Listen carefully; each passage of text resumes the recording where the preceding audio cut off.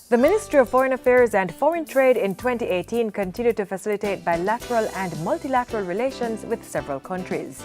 This resulted in positive outcomes for Jamaica and secured increased access to social, economic, and technical assistance in a number of areas.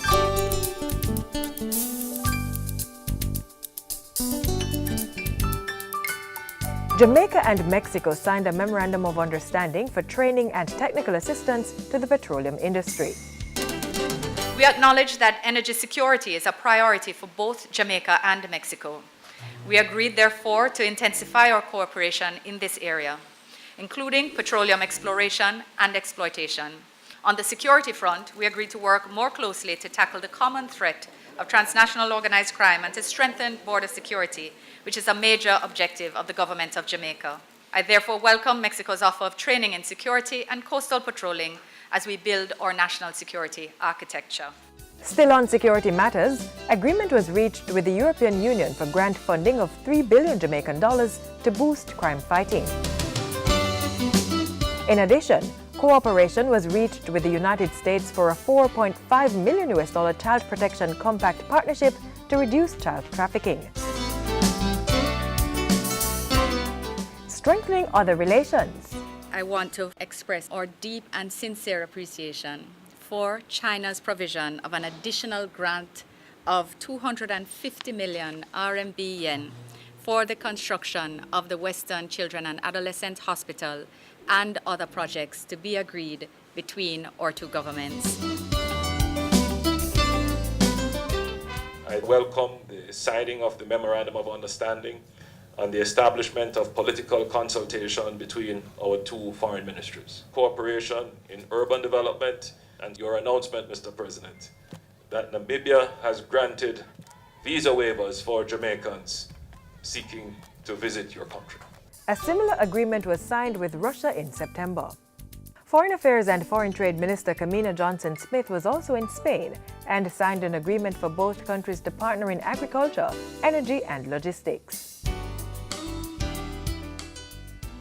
On the matter of Windrush, so far as persons of Jamaican heritage are concerned, we of course have been able to confirm that 1,093 persons have received documentation confirming their status and 722 were granted status under the Windrush scheme. So the ministry continues to support affected persons seeking support, but now we are also more heavily focused on the critical aspect of the compensation scheme.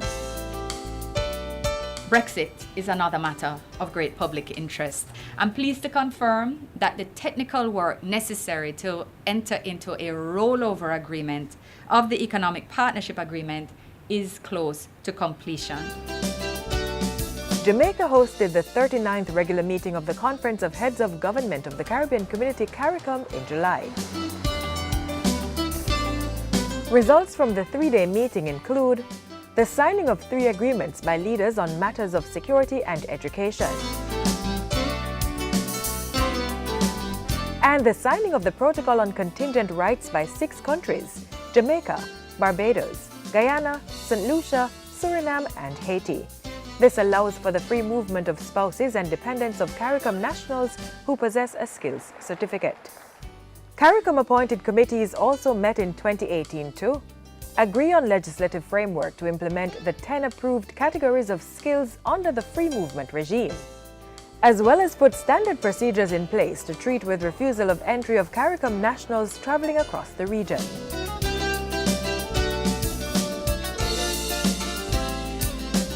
Jamaica assumed presidency of the African, Caribbean, and Pacific ACP Council of Ministers in February, and was elected in June to the Economic and Social Council of the United Nations, UN ECOSOC, for a 3-year term from 2019 to 2021.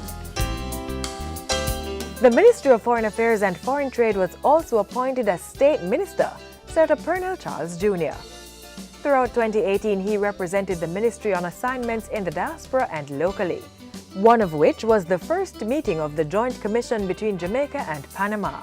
This commission has opened the way for increased collaboration in the areas critical to our economic growth and job creation agenda, such as maritime and port development, tourism, civil aviation, education, sports and culture, and trade and investment.